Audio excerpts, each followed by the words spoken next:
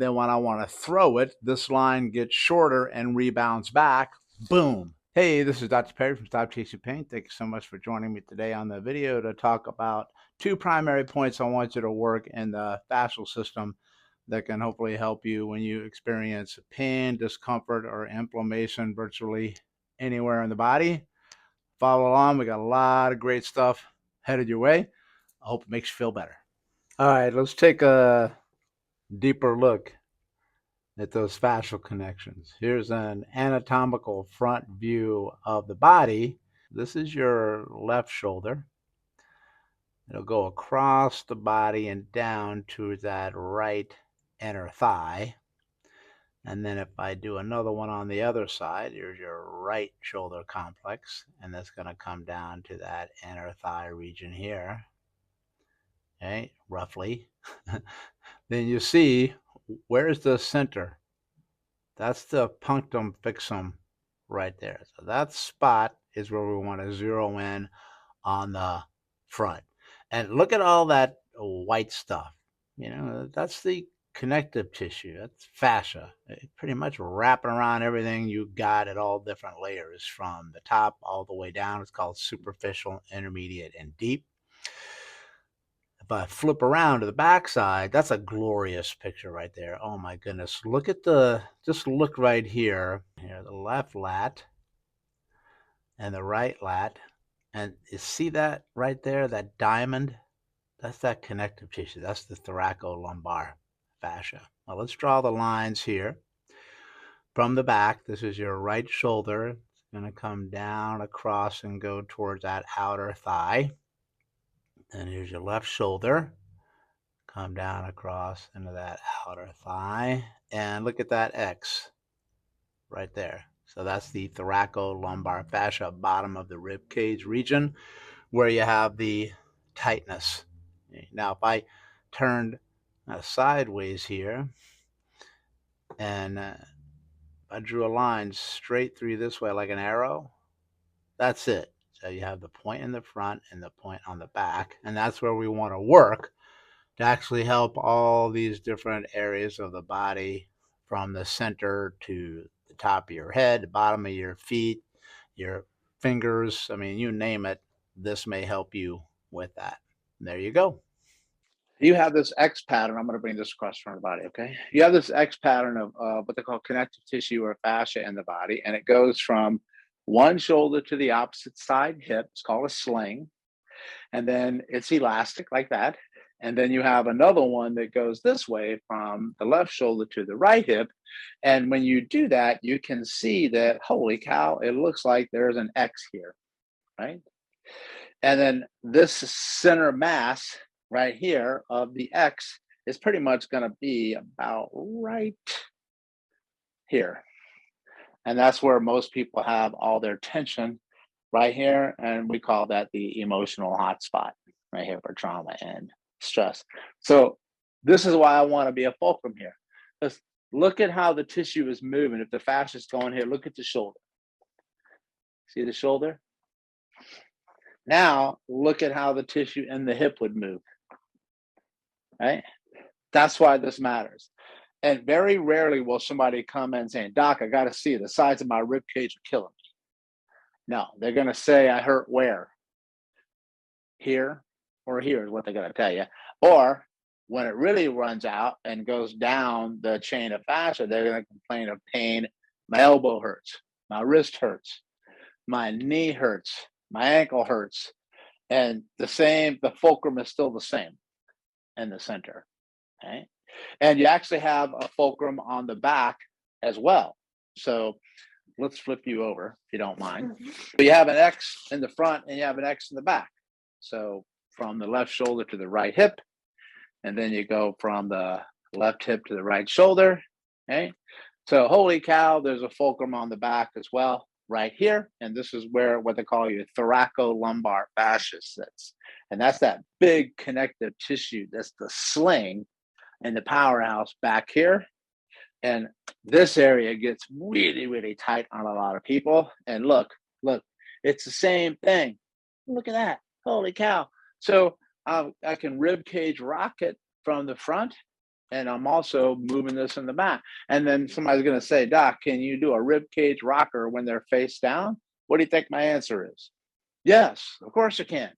And then you can do it this way. And then it's a little bit of a different feel, right? And then maybe they like it one way more than the other way. And I'm going to say, did you like it better when you were face down or when you were face up? Right? Did it matter for you? She said, you can do it both ways. I don't care. It's freaking awesome. So that just gives you a little bit of a change in position, which gives a little bit of variation in the movement. Okay. So start to introduce the rib cage rocker. You'll free up the fascia in the back, the connective tissue. You'll free up the fascia in the front. You'll also help the organs that sit up underneath there and loosening up the diaphragm, which typically has a lot of restriction in that motion. And that probably felt pretty good for you, right? Yeah. Okay, good. Okay, everybody, Dr. Perry here. Let's go over these fascial lines a little bit more. I'm going to use a green piece of elastic therapy band to demonstrate these lines. And it fits really well because fascia in and of itself is elastic, so it's going to have some give to it, but it also has a natural recoil as well. Now, Thomas Myers with the anatomy trains talks about these lines a lot, and I really like his work, so you should definitely check it out. The cross body pattern, these X's, what they call performance lines, will travel from one shoulder across the body to the inside part of the opposite thigh. All right. Now that makes sense because think about the act of throwing. If you're going to throw something with my right arm, right, I come and recoil back like this. So I stretch this line, and then when I want to throw it, this line gets shorter and rebounds back, boom, like this. So that's that natural energy to throw. That's why a lot of people who have issues with the shoulder on one side or the elbow or the wrist, you need to check across the body, around the pec, around the sternum, in the abdomen, the rib cage, the diaphragm, into the opposite side hip, and the adductors inner thigh here, all the way down. Okay, these inside of the thigh is a big culprit of issues higher up. But if you have one on the right, from right shoulder down to left inner thigh, I want you to look how it crosses the body like this. You're going to have another one on the opposite side to match it.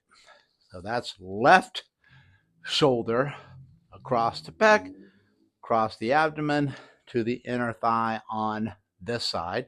And that would do the same thing if you're throwing with your left arm. These guys work together when you walk. So when you walk, you have one leg forward, one arm forward, and then it goes back and forth. So every time you move, these slings work with each other. All right. But I want you to notice if I cross this one and across this one, they X pretty much right here in the center of the abdomen. It's usually going to be roughly a little bit below the bottom of the sternum and above the umbilicus, top dead center in the abdomen. I'm going to put a small piece of Ross tape or kinesiology tape there so you can see it like there. Now, why is that important? Because this is where a lot of tension resides because it's the center of the X. They call this a fixed axis point of rotation or punctum fixum, fixed point.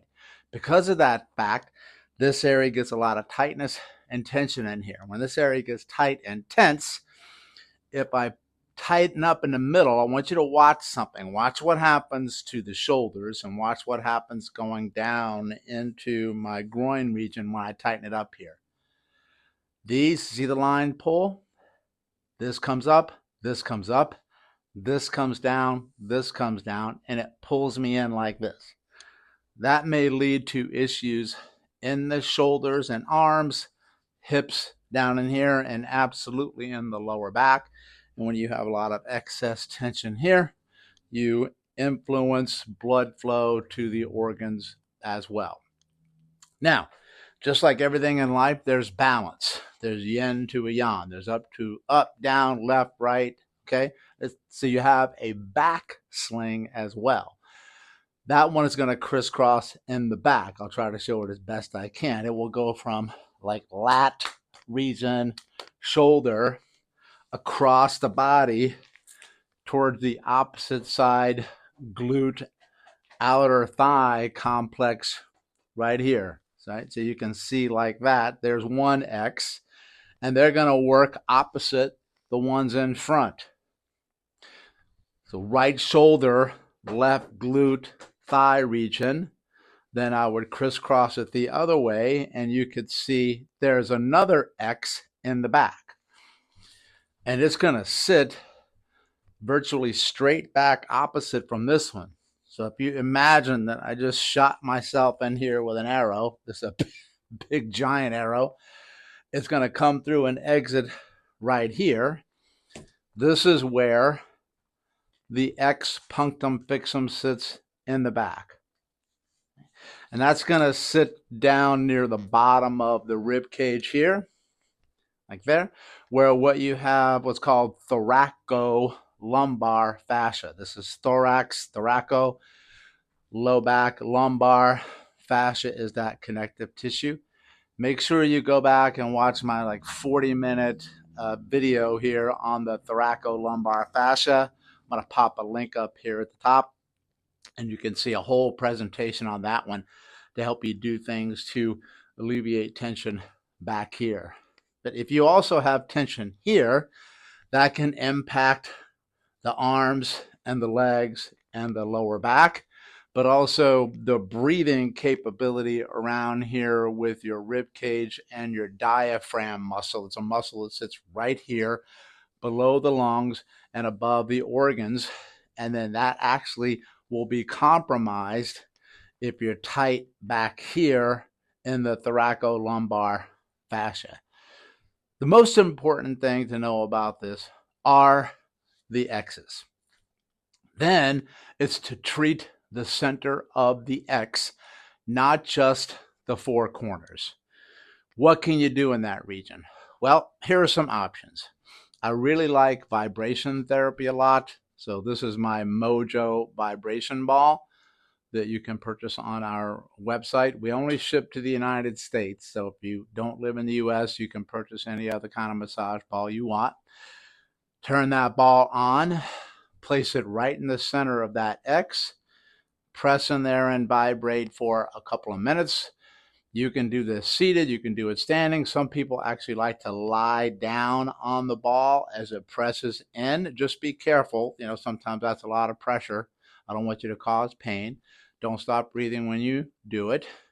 You can also take the vibration ball and put it back here along and on the sides of the spine to hit the thoracolumbar fascia. Lean it up against the wall. Some people actually like to lay down on this one as well. Just be careful with that because I don't want you to put too much pressure on the spine. You can also use a little roller as well. Putting the roller in that region like this, lying face down on it. Many people know about foam rolling this part of the back here to help that region. I just want you to make sure you do both sides. You can also just massage in there with your fingers. You can massage back in here. You can use gua sha tools, soft tissue release tools on any of those regions. Sometimes you might not be able to reach back here so easily. Somebody has to do that for you. But I'll be honest with you, I really don't care what kind of tool you use to get in there. The awareness of this video is of the 2 points, front and back. All right. So to review, why do you want to be focusing on this? You may have tightness and tension and pain in your shoulders, elbows, hands, hips, knees, feet, lower back, even neck. And you can get caught up in chasing that pain. That's a great name, by the way, right? Stop chasing pain. Or you can look to the center as a possible source And you may be very surprised at how tender these areas actually are, and they're not supposed to be. So if they're tender when you work it, that's a good indication that you needed to be there like yesterday. All right. I just work that area as often as you need to start to feel a little bit better. There's no magical amount of time. There's no magical amount of pressure. There's no magical amount of frequency. It's going to be different for every single person when they do it. Okay. Thank you so much for tuning into the video. Hope you found it helpful. Please make sure you hit that subscribe button so you never miss any of our future videos coming on out. This is Dr. Perry from Stop Chasing Pain. Thank you so very much.